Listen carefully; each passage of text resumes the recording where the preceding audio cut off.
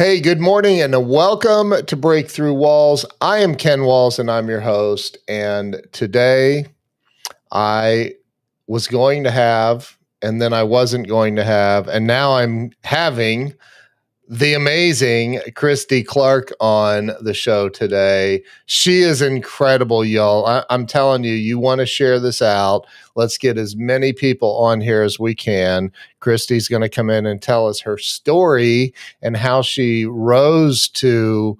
I mean, this lady is the former Mrs. America. She's amazing, beautiful on the outside and the inside. So do me a favor, share this out with everybody that you know, and stay with us. We will be right back with the one and only Krisdee Clark.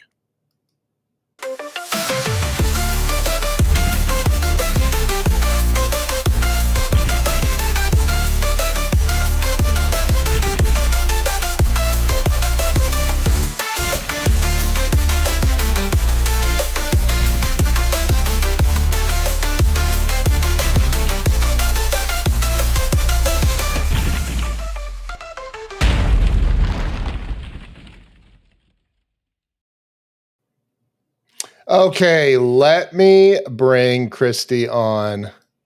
Krisdee, welcome to the show. I'm glad I finally got to do it. I mean, it was touch and go there, but I'm here.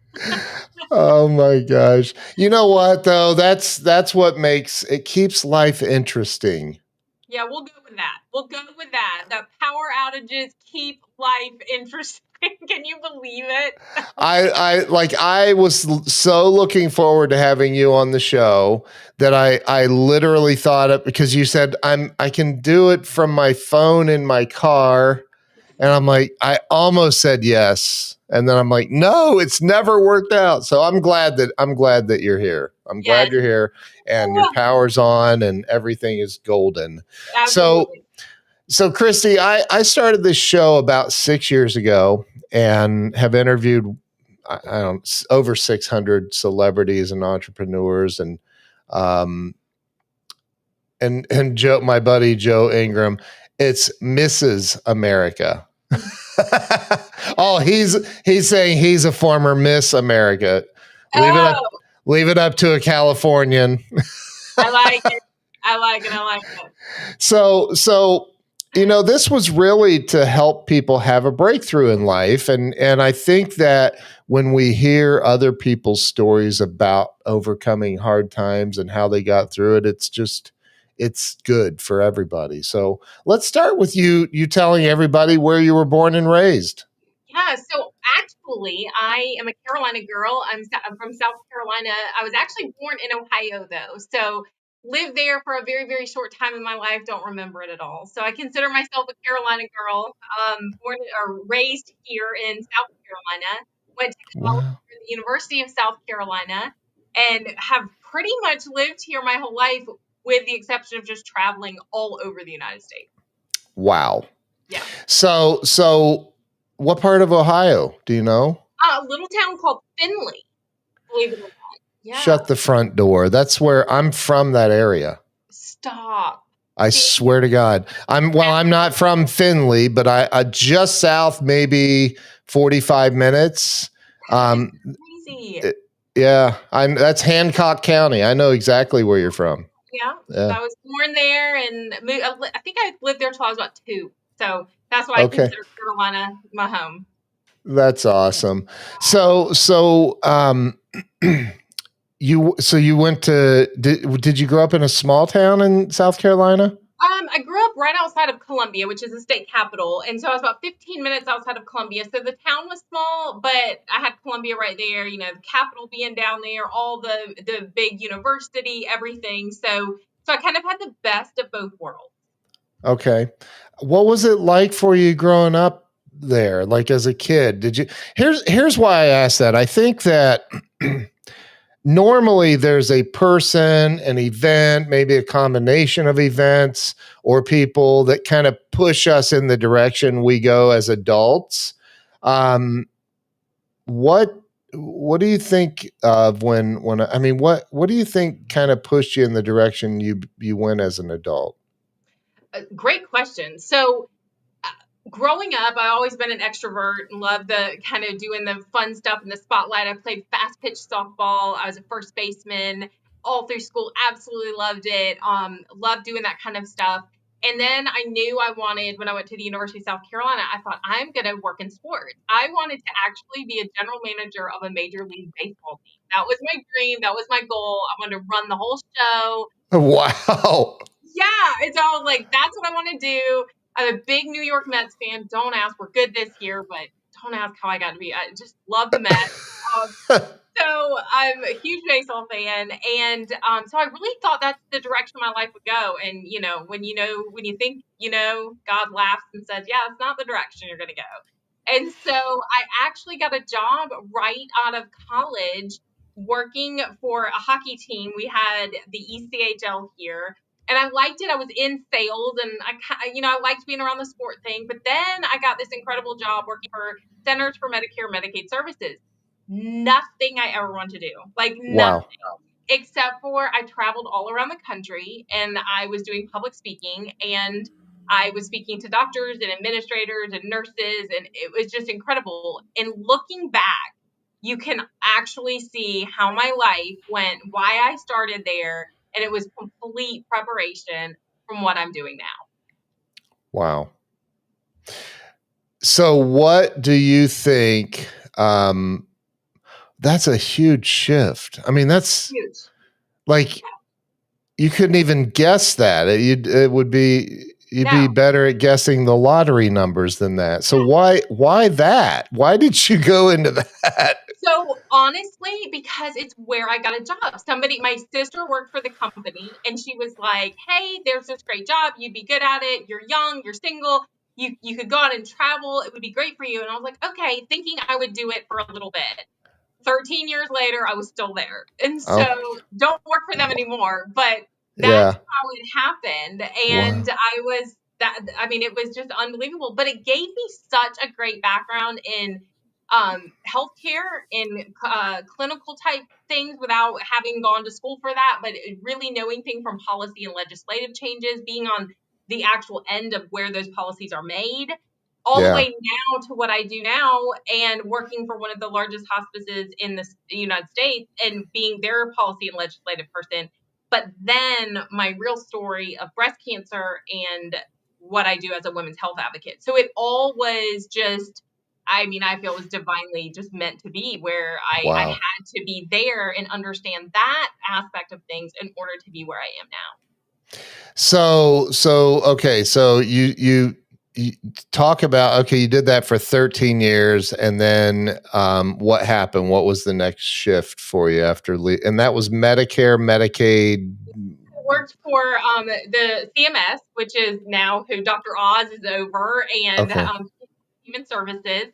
So I was working for them in policy and legislation. I actually worked for a contractor of them and loved it. It was great. I was traveling everywhere and talking and really talking about policies and listening to people talk about the importance of policy changes and really seeing those things happen, um, to taking a break from that type of work because I became a mom and I stayed at home for a little bit, which was absolutely epic and loved it, Yeah. to all of a sudden coming back into the workforce, but deciding that I was going to be on the opposite end. I was going to be on the provider side of things and then fight for those policy and legislations. So I really have gotten to wear both hats and see it from both sides, which makes it a very unique perspective. And then that really catapulted me into my advocacy work. So talk about when you we'll just go there. I mean, so you're a breast cancer survivor. I almost don't even like the word survivor. There's got to be a better word, like achiever, kick-asser, or something like Yes, that. exactly. I'm a thriver. I'm a thriver. That's what I like. Thriver. There you go. I love that. But so you talk about the day that you found out that you So had crazy breast. enough, that was during COVID. Of course, doesn't everything happen during COVID? I feel like. So 2020, I'm at home. My husband is deployed to the Middle East. I'm here with my two children. They are 8 and 5 at the time. So, a lot going on. We're just starting to wear the mask, just starting to lock down for the 2 weeks. And I went to get my mammogram. And when I did, they saw something, and the doctor came in and said, "Listen, I see something. Probably nothing to worry about, but want you to come in and do a diagnostic." And so came back, and then I did the biopsy, and I got a call. That was on a Friday, so I had to wait over the weekend, which was absolutely horrible. And then on Monday, I got the call that I had invasive lobular carcinoma. So I had breast cancer on my second mammogram. I probably had breast cancer the first mammogram I had, but mammograms are so outdated. It's a terrible way to find cancer. That is not at all by saying you shouldn't get your mammograms, because it's the only thing that women have right now, for it to be paid for. So at least you're doing something.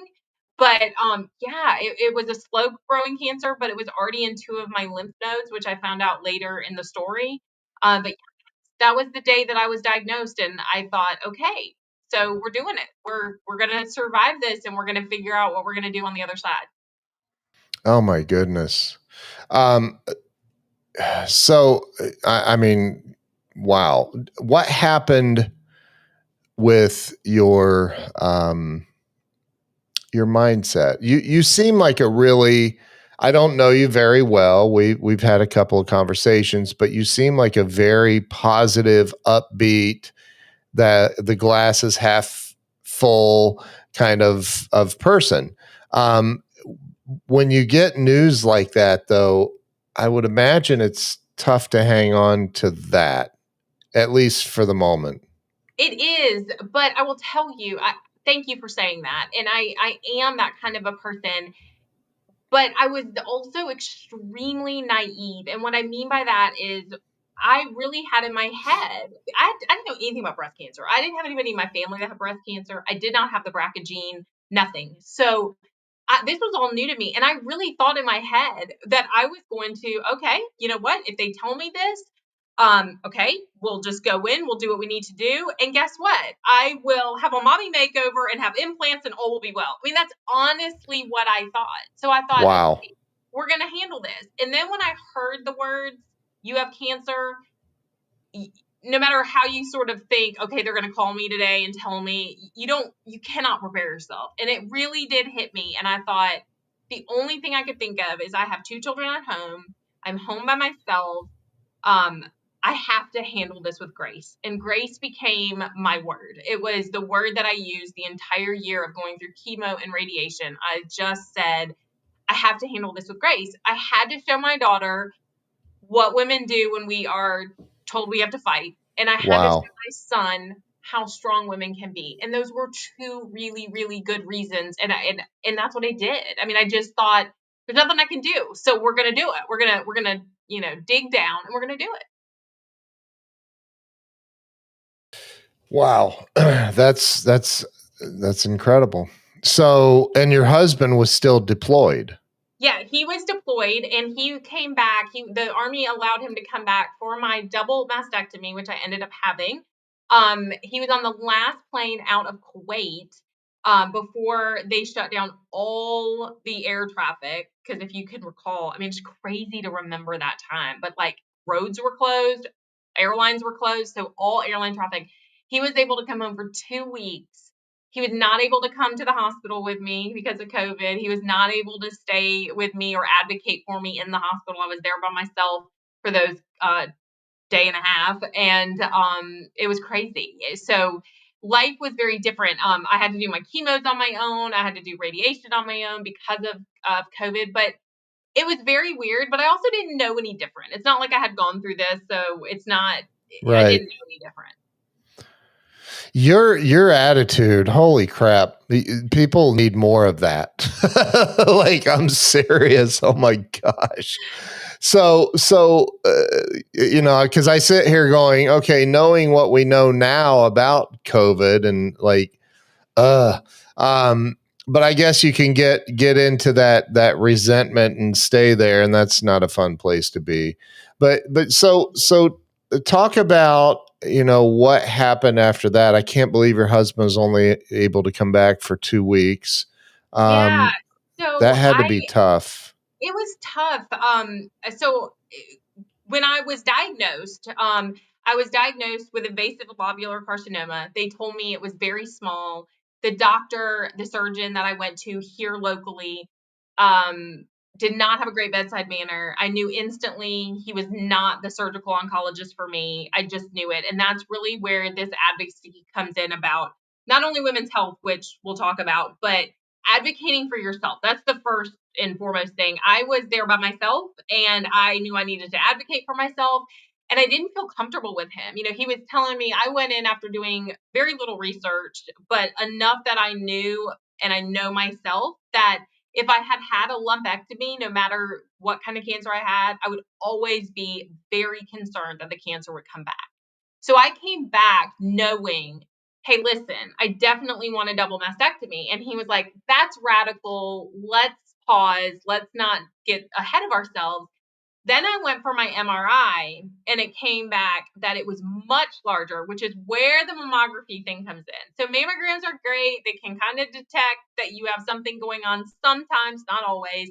Then you go in for your MRI result. Well, before that, you have your biopsy, but then you go in for an MRI, which is really where women need to be at with their health care and breast health. And that is where it really tells you. And we're talking like where he thought it was a speck to where it turned out to be more like a golf ball, which is in 1 week, it's just that's the discrepancy between mammograms and MRIs. Oh my God. And yeah, Andy said, yeah, it's bigger, so you probably want to have at least one, the bilateral mastectomy or the single mastectomy. And I was like, no, I want them both gone. I'll have reconstruction. And he was like, okay. By the time I had my surgery, so 1 month from diagnosis to surgery, it was actually 7.7 centimeters. So it was quite large, and it was in two of my lymph nodes going into a third one. So it was already in Ah, my lymphatic system. So you can see already where wow. healthcare it starts for women, we'll say in this instance, all the Yep. way to where in 1 month. I mean, that's a massive difference. You can see where people are not detecting what they have or unable to detect what they have because we're just so far behind in that. Right. Wow. So I so I'm diagnosed. I go through all that and decide on the double mastectomy. But before that, I was like, I'm not doing it. This guy is not the one for me. And I really, really strongly suggest to women to always advocate for yourself. I went up to Charlotte. That was an hour and a half for me in North Carolina. Found an incredible plastic surgeon, an incredible surgical oncologist who were absolutely wonderful and who I felt comfortable with. I didn't want to be a widget in the system. I didn't want to be, hey, I don't really like this guy, but he's telling me this. I mean, he sent me to Right. a reconstruction doctor, and the reconstruction plastic surgeon looked at me and said, well, you'll look reconstructed, but that's okay because the cancer will be gone. Oh my And I was God. like, I'm sorry, what? Like, this can't be real life. I mean, we all watch the botch shows. We all watch the thing. There's no way that we don't have better plastic surgeons, and we do. But the Yeah. difference is they actually send you to people that do regular augmentations where reconstruction doctors are not covered by insurance, but the augmentation ones are. And the Wow. reconstruction ones actually know how to do a reconstruction for a patient. It's much, much different than an augmentation. Wow. Wow. Wow. Wow. So Savi is on here saying every woman needs to hear this. My wife is on here watching and listening, and hopefully all of them are sharing this out because I will guilt you into it if you don't.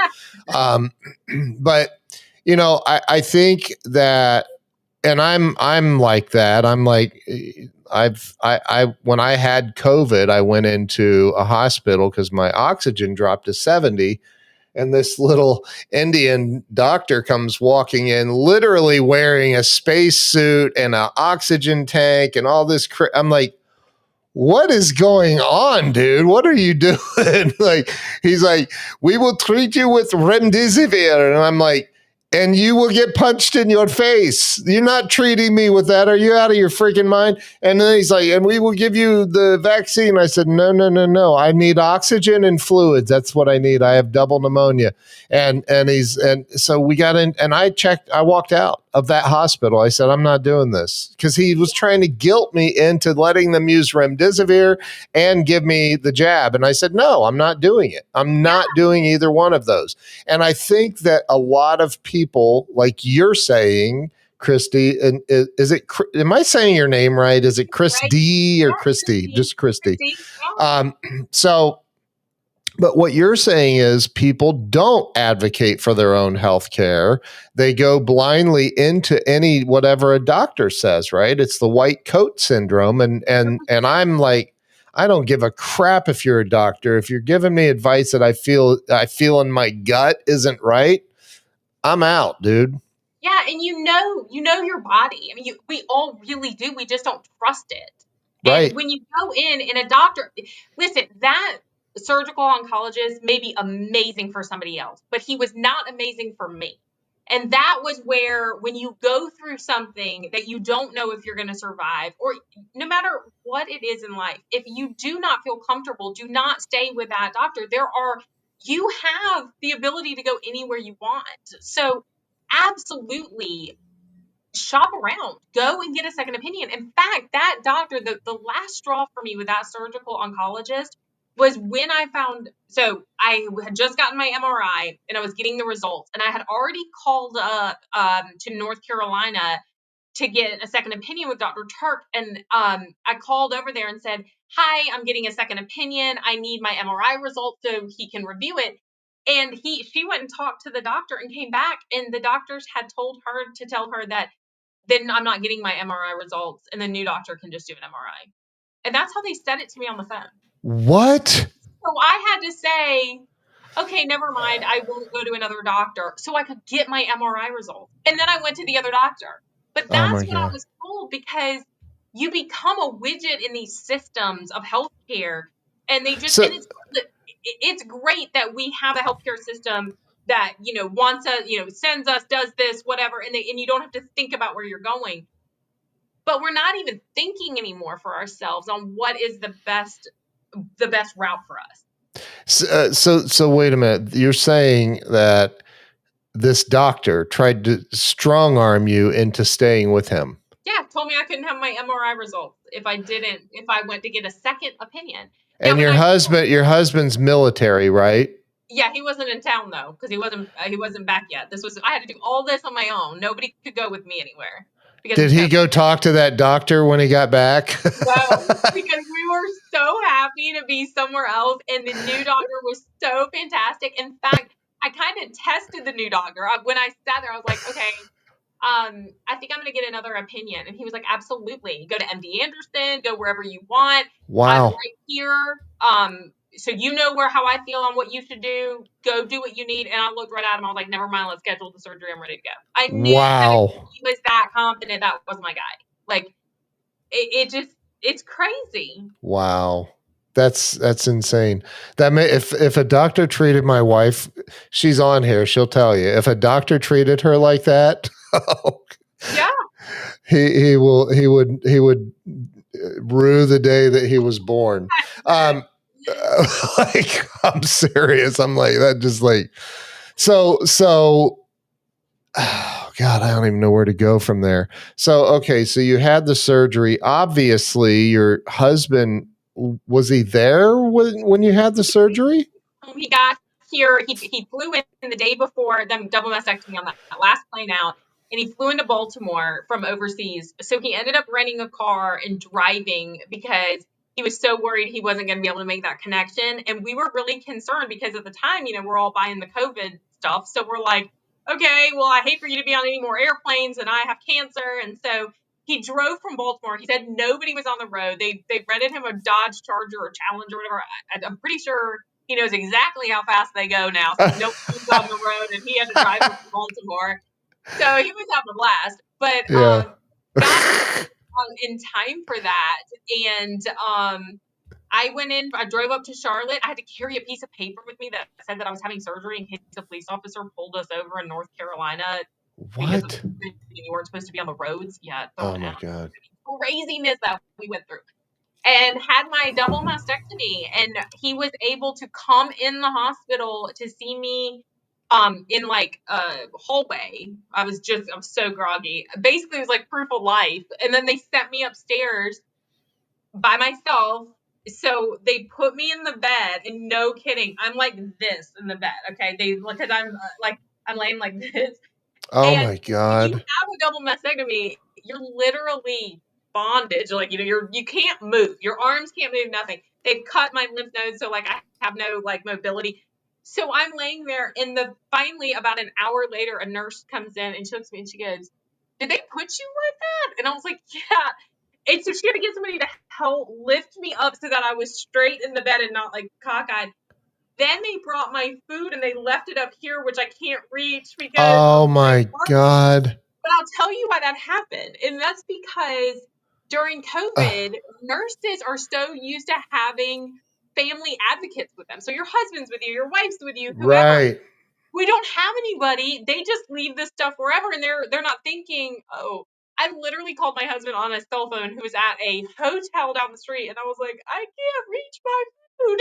I was Oh like my crying. God. So it was this like chaos with all of it. Wow. I'm just sitting here blown away. I'm just so blown away. So how was your husband there through your recovery, or did he have to leave He had to fairly leave.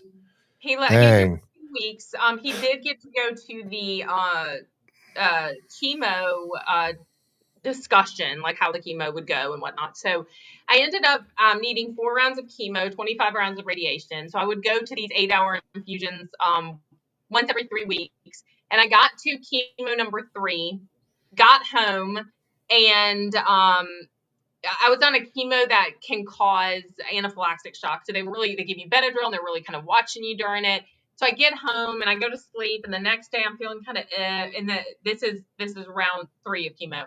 And I go to Yeah. sleep the next day, and I call my husband in the middle of the night because we're 8 hours difference, and I was like, something's wrong. I just don't feel right. And I started having this like weird like guttural sound in my throat and all of it. Well, little did I know, I put myself in the car with my golden doodle in the back. My kids are not home.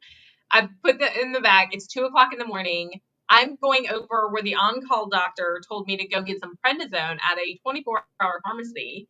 And I decide last minute, I'm going to take myself to the hospital. And I did. And I was going into anaphylactic shock. This Oh got my God.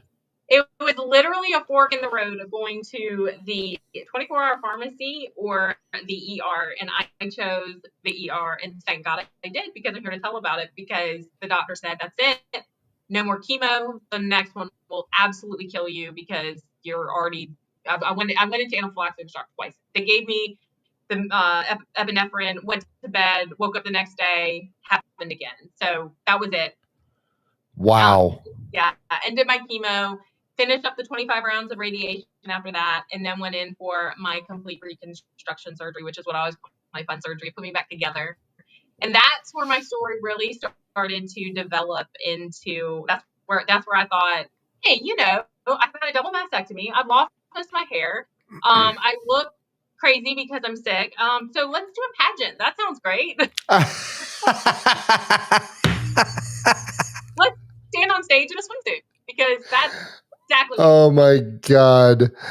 So I want you to meet this lady here, Kelly Spees Williams. She has the Kelly Williams Show. She's very, very heavily involved here in Texas with the teen pageants, and she has her own show, the Kelly Williams Show, that you need to be on. Y'all would love each other, I promise you. So remind me, I want to connect you and Kelly, because you guys are like, you're going to be like instant sisters. She's amazing. Yeah. So you crack me up. Okay. So here you are. You said you lost your hair. You'd been through all this stuff. and you decided, now would be the perfect time to be in a beauty pageant. Right. Right. sounds So sounds logical. exactly. And so am I still showing up? Am I thinking Yeah, black? you're frozen. At least you're frozen with a pretty smile on your face. There you go. All Turn. right. Well, I'm gonna here. I'll keep talking. I'll put that up for a minute. There you go. Yeah, so crazy enough, I'm not really a pageant girl. I know that's absolutely crazy since I grew up in South Carolina and we are the land of pageants down here. But I played softball and all that kind of stuff, and so I ended up deciding to start a blog during all this, and it was really just for me and some women that I knew that were kind of going through a very similar thing. Because what I noticed in going through all of this is that I didn't have people that were able to tell me things that I needed to know. And what I mean by that is, what is chemo like? What is it Hey, really like to have a mastectomy? let me interrupt you real fast because Yeah, it's going to be a lot better if your video's on. yeah. Just all you have to do, and you'll have to re-enter the studio and all that, but just Okay. refresh the page. All Just right, hold on. refresh the browser, and you'll come right back. So Krisdee will be right back. She honestly, what happened this morning is, oh, look, she's already back. There she is. You're So muted though, I think. Oh, there you are. You're back. You're back. I thought I would never do a pageant, but I started this funny blog called the Blonde Bombshell, and that was a cute name that my husband always called me. And it was an ironic name at the time because it was the last thing I felt like was a bombshell. So I thought, I'll name it this cute little name that he always calls me, and so that's what I named it.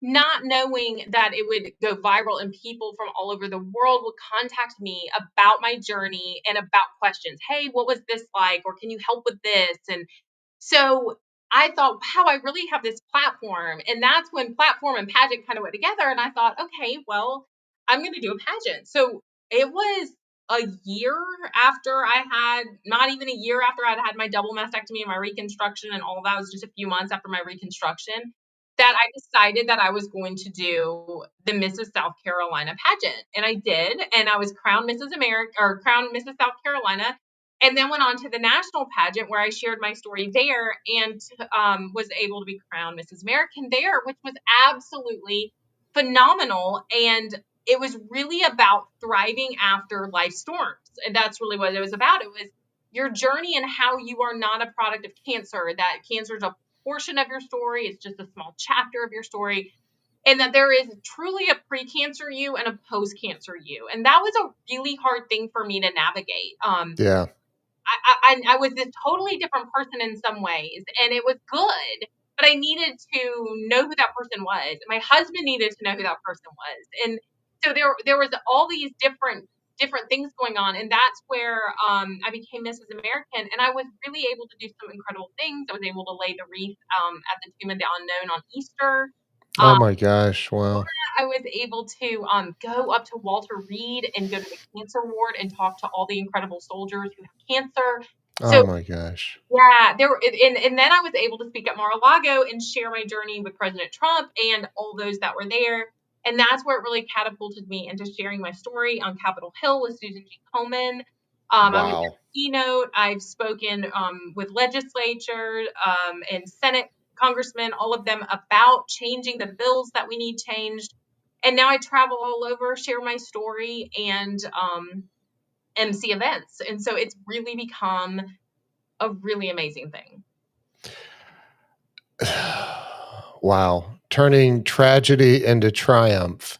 And I think one of the most impressive things to me is how it doesn't seem like you ever let it get you down. Did you have moments though where you were like, I gotta cry and I'll be right back? Yeah, mainly after. So I had my Wow. moments like during surgery where, something hurt or I'd go, oh my gosh, this hurts. But it was really after, and it was really more of the mental side of it. So I woke up on my own after having a double mastectomy in a hospital room on my own, bandaged completely up. And they come in and they're like, okay, well, you can leave today because they don't want you to stay because of COVID. And so I had literally one night in the hospital. Oh And my God. yeah, and my bag is What? sitting there and my husband can't come in. And I'm sitting here going, okay. And I walked in front of the mirror. And though I was bandaged up, I looked like I had been beaten with a baseball bat. I mean, that's what that surgery does. There was just bruises everywhere. And so there were moments like that where life was hard, but it was really the mental toll. And that I talk a lot about that, is about that, this is a mental journey too. I mean, there really is a pre-cancer you and a post-cancer you. And it's getting to know that person. And but there's so many great things about it. I know it sounds absolutely crazy, but I wouldn't change a thing. I feel like I've been able to help so many people, and I found my purpose. And who gets to say that, that they know that that's their purpose. And so I'm blessed. I mean, that's really what it boils down to. I am a blessed person that has been able to find their purpose and share my journey, which I couldn't ask for anything more. So, talk about President Trump. Like you like hung out with President Trump at Mar-a-Lago? Like Yes, what? I've been to Mar-a-Lago several times. I've shared my journey there several times. MC'd several events. Uh, Wow. Going down on May 31st to MC the United Doctors of America event at Trump International. I just was at Trump Doral. I love Trump. I mean, I'm everywhere. But I do. I just he's incredible. Absolutely one of the kindest human beings I've ever had the opportunity to meet. I just can't say enough good things about him. I was a fan of his before, but when I met him and he listened, and I felt like I was the only person in the room, and he's just very, very incredible. And so and he listens about the journey that we're on. We are decades behind in women's healthcare. 1993. So you can think back about where you were in 1993. It was not that long ago. That is the first year that women were allowed to be in clinical trials for medications. Oh my God. So what that means Wow. is men were given medications, and they were like, great, it works on him, it will work on her. And we know that our bodies are completely different. And so we have a long way to go. And that was one of the things that I talked about with him. And then being able to talk about and hopefully be able to talk with Robert F. Kennedy Jr. In the home health HHS side of things, Yeah. really about women's health and about the fact that things are not covered for women. I mean, I had to pay out of pocket for my reconstruction. It was not covered because it's considered vanity. It's not Wow. necessity. We have a couple bills that are currently in legislation right now that need to be passed for people who have different socioeconomic sides to them. So it's hard. I mean, unless you're an illegal and you want to have a sex change. You want to have a sex change, you're gold. Trans people get Oh everything my God. covered, but I get my breast removed because cancer, and I have to pay out of pocket for it. And that's 100% true. That is so absolutely just, I'm going to swear. I better stop. I'm going to, oh my God, what is wrong with this country? So, well, hopefully we've got the leader in place that's changing it for sure. We do. I Yeah, really believe yeah, we do. And I think RFK is going to do some good things too. And Dr. Oz over at CMS, yeah, there's just some things that really need to change in healthcare as a whole, but yeah. certainly for women's healthcare. I mean, cancer is the second leading cause of death for women. Really, Wow. heart disease is the first. And there you go with another thing with heart disease. So with men and women. So the model has always been the man. So, hey, men, you get pressure in your chest, you have tingling in your arm, whatever and we're all told these symptoms. Women have none of those symptoms when they have a heart attack. None. It's a totally different symptom for women. But yet we're Really? not told any of that. Yeah, we're not told any of that. And that is the number one killer of women. Second being cancer, with breast cancer being one of the top, along with colon cancer and a few of those. So women are Wow. very behind in healthcare. Number one, how it's paid. Mental health is another huge one for women. We are not, that's hardly covered. Very little things are covered. Basically, it's funny, but it's true. Women are more expensive to insure because we have more to our bodies to have happen. We have the children, we need the hysterectomies, we get Yep. all of these things that happen. So women are harder to insure. We're more expensive for the long haul. Men usually don't have issues until later. But that's truly what it is, and it's just never been changed. And the one thing that is the most irritating is the only thing that we discuss as it pertains to women's health, especially in the political realm, are abortions. And I am so sick of hearing women's health and abortion in the same sentence. That is not women's health. We are far more Nope. than that, and we need to be standing up for that and really having our voices be amplified. I can see how passionate you are. We have right now 1,230 some odd people watching live. So, so when you, so you're an advocate, which I think, when you say I'm an advocate for women's health, I guess I didn't realize how broad of a statement that is. I mean, that's a big, broad statement to say. It covers a lot of areas. What are your primary focuses? What are your primary concerns when it comes to advocating for women's health? Well, I started out really sharing my journey with breast cancer, and that's where I noticed that that was my story, but it's not everybody's story. And that it wasn't just that we had a long way to go with breast cancer. I truly believe that we have a lot more information than we're told. Big pharma plays a huge role in all of this. Chemo costs about $40,000 to $80,000 a treatment if you're not insured. So you can imagine that if we found a cure for cancer, think about one person. I did 4 rounds of that. Many people do 8 rounds of chemo. So if you can think about how much that would cost per person and what big pharma would be missing out on, absolutely that comes into play. So it started as that. And then I started realizing that it's far more than that. When I found out about the clinical trials, when I did my research on mental health with women and how that is treated in the United States, as well as even maternal mortality. I mean, it's insane that we live in the country we live in with the healthcare we live in, and we still have one of the highest maternal mortality rates among developed nations. I mean, it's crazy. So it started as that, and it has become just encompassing all of women's health and wanting us to be better and more advanced and have the answers that we need as women and not be left out of the discussions and of the treatments and of what really works with our bodies. Wow. So, okay, let's say that we have a lot of people watching, 1,300 now. So let's say that there are women watching, going through some of the stuff that you're talking about. I mean, you've talked about the first doctor that you saw. For those that have arrived later, Krisdee survived breast cancer. She kicked its ass, is what she did. But but the first doctor was not. He was he was I won't say it. He was not a good guy. He didn't work for you. It did not. Um, right. You're so PC in the way you say it. Meanwhile, I want to go like punch him in the face. Uh, but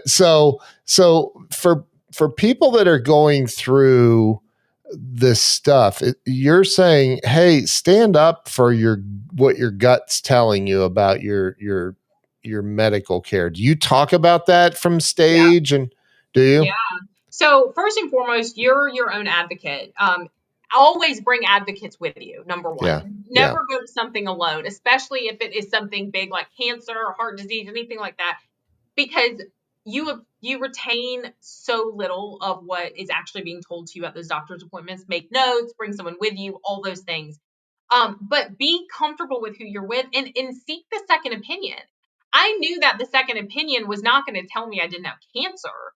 I just knew that I wasn't feeling comfortable with the doctor that I was with, and I didn't want to just be in this system where I was like a herd of cattle following behind everybody.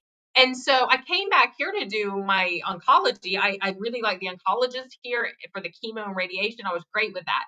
But it was the surgery that I wasn't, and I wanted that second opinion because he was telling me you can have a lumpectomy, and then he was like, well, maybe you should have just one mastectomy, and I was like, no, no. I knew for me, in order for the peace of mind, I knew that I needed to have a double mastectomy, and I'm very glad that I did. It is a radical decision, but it was Yeah. the right decision for me. And you need to be an advocate with that. If you don't feel comfortable, you have every right to go to somebody else, and you should seek out as many opinions as you need before you feel comfortable. Um, Cancer moves very fast, the treatment of it. So once you're diagnosed, you're kind of in the system, and they want boom, boom, boom. So you feel the pressure. They're like, well, you can get one, but we got to do this, and you have to have this. So you feel the pressure, but you have time. You really have time. Slow down, take a breath, meet with the doctors that you need to meet with, travel somewhere like MD Anderson. I mean, this is your life, this is your health. Yeah. To feel comfortable with it. Wow. Did you consider alternative treatments at all? I wish I had. So Yeah. when I was going through all this before COVID and before kind of Yeah. eye-opening to everything, I was like, okay, I have cancer, we have double mastectomies, we have chemo, we have radiation. I'm so glad I had the double mastectomy. Chemo, it's poison in your veins. Yep. Um, I wanted to live. I wanted to live for my children, but we laughed earlier. I wear my readers. My eyesight is shot, and they're Mm. like, well, it's probably not from the chemo. Yes, it is, because it was Yes. fine before that. I have lots of things that I've noticed that have changed a lot with me, all because of that. And nothing the doctors tell you about. These are things, that's why I started the blog. That's why I started speaking about it, because like, we're all sitting here like, okay, does this happen to you? Because it happens to me. And then you feel like, oh, thank God it happens to you too. So we need these communities where we're talking about this stuff. And I wish I would have sought at least some more treatments that could have been different, where I wouldn't have. I mean, I had gamma rays going to me. I joke with my husband that I'm the Incredible Hulk now after I went through radiation, because I literally had gamma rays going through me, exiting out the back. I had like this like whole thing. It wasn't a hole, but it was like a bruise type thing where I had come out. So I was like, all right, this is what's going on in our bodies. I mean, it's Yeah. crazy. So I wish I had sought other treatments, and I do think women are great for doing that. My wife is chiming in. Her younger brother, um, diagnosed with leukemia at 6 years old and lived with it till he was 50. And, I do wonder sometimes if that, the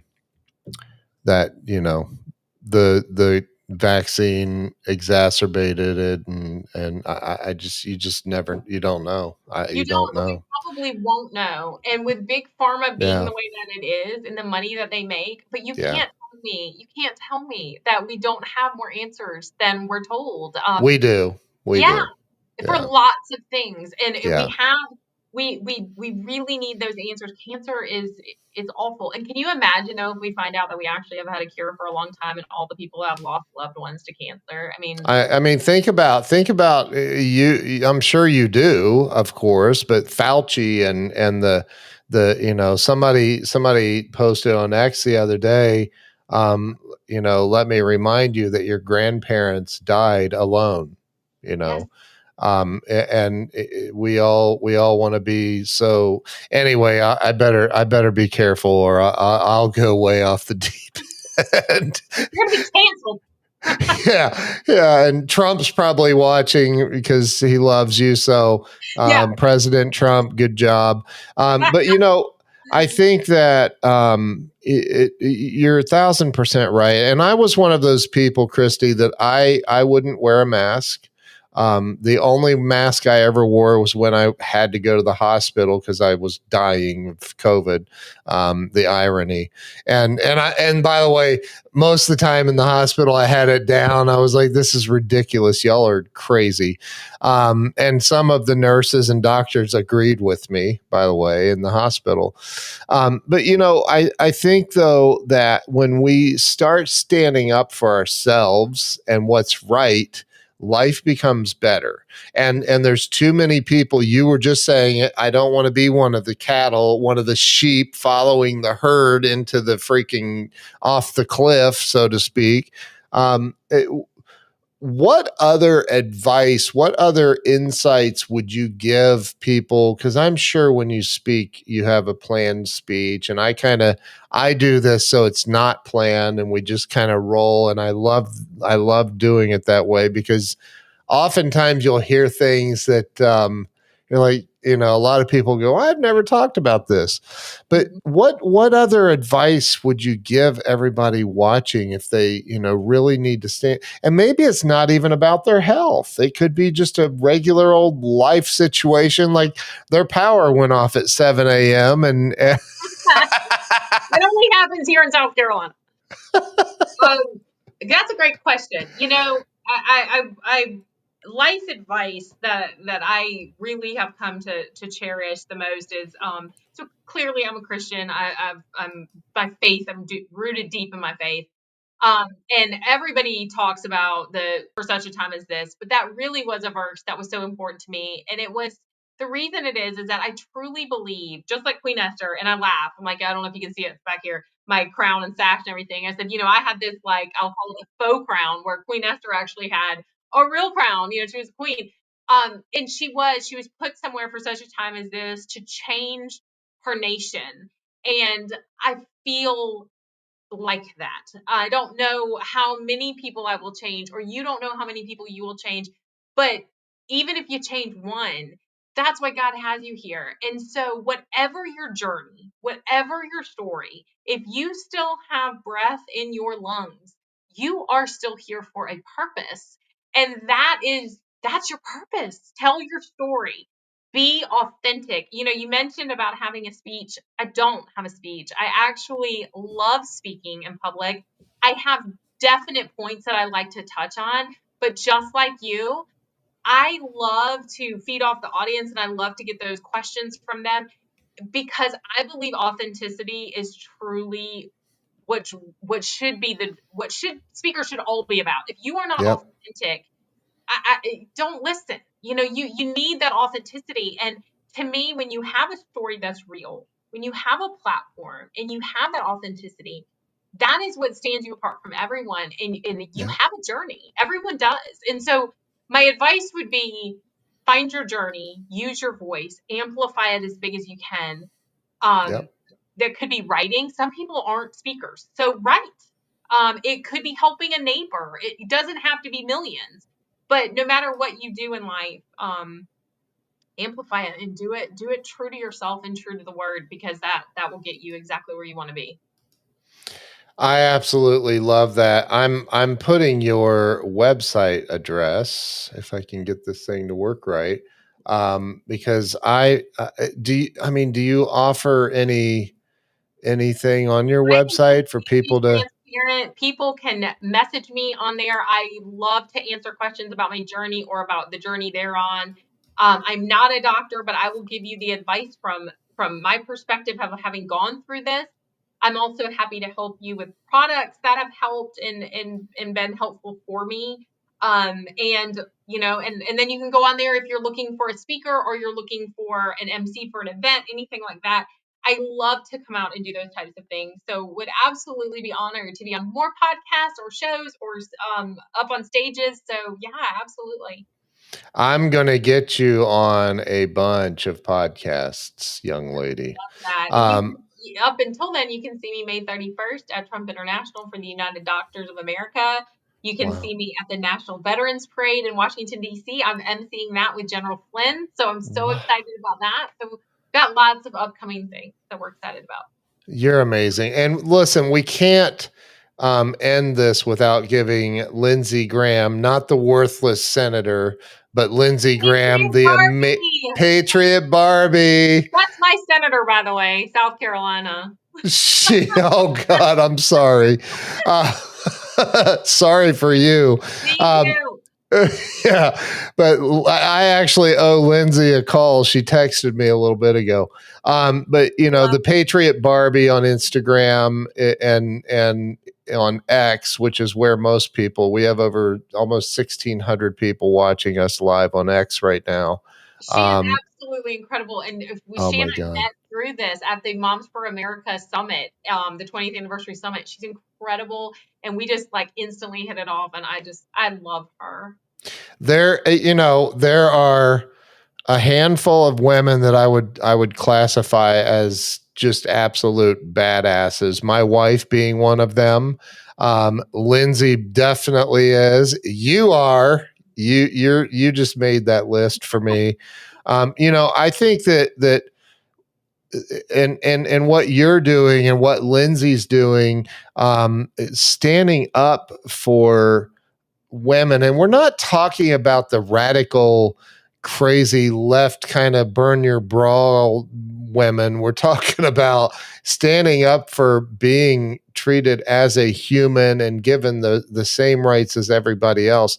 It blows me away that we have given over the last 4 years illegal invaders more rights in the health sector, at least, than women get here in our country, citizens of this country. It's crazy. Yeah, it is crazy, but we're going to change it. We are changing it. So where's the best place for everybody to follow you, Krisdee? Follow me on Instagram at Krisdee Clark. That would be the best. And then I'm on Parler. I need to be on X because Ken, you've already gotten on me about that. I never post on it, but I do have an account. But I'm gonna start getting back on it. Which is Krisdee C, I think, at KRISDEE is Krisdee. And it's C, I believe. Krisdee C is your handle on X. Yeah. Sure, that sounds right. Oh my God. We've got to on Instagram. Oh my Lord. Until they decide to listen, I gotta get back on X. I'm a big Elon fan, so I need to get right. Not to mention, the day may come again when Zuckerberg's no longer afraid of going to prison. He starts. Anyway, listen, you are absolutely phenomenal. I'm so grateful that, and since you're already scheduled for June the 3rd again, anyway, we should have you. I'm kidding. Round two. You're amazing. And I am so grateful that this worked out and we got to have you on today. So everybody go to KristeeClark.com, which for those of you listening on the podcast networks, it's KristeeClark.com. All of her links and everything will be in the show notes. So Krisdee, is there anything else? Pretend for a moment that all 8 billion people are listening right now on planet Earth to you. What is you got to say something to really impact everybody on the planet in a positive way. What would that be to everybody listening right now? I feel like putting me on the spot with this one. Wow. Let's see how good of a speaker you really are. Be your best advocate. Don't let somebody tell you where you need to be or what your decisions should be. You know your body, you know your health, you know what is best for you. Be your best advocate, be your most authentic self, and more importantly, be brave and be bold and go to someone else if you do not feel comfortable where you are. This is your body, your health. Let's change the narrative with that. With your body, your health, no longer abortion. We're flipping it, ladies, to only women's health. Amen and amen and amen. Thank you so much for being a guest today. You are amazing. Everybody, please share this out and follow Krisdee. Only follow her on X, though. Don't worry about anywhere else. Instagram. I'm going to get her on X. I'm telling you. But anyway, so I'm kidding. Follow her everywhere. She's amazing. So, Krisdee, thank you. You're freaking awesome. I'm so grateful. I Thank you. appreciate you having me on. Yeah, this has been fun. So, all right, everybody, I'm going to end the live stream. Krisdee, stay with me if you would. And make sure you're following Krisdee. Go over to her website, KrisdeeClark.com, and have an absolutely amazing day. And we will see you all later. Thanks so much.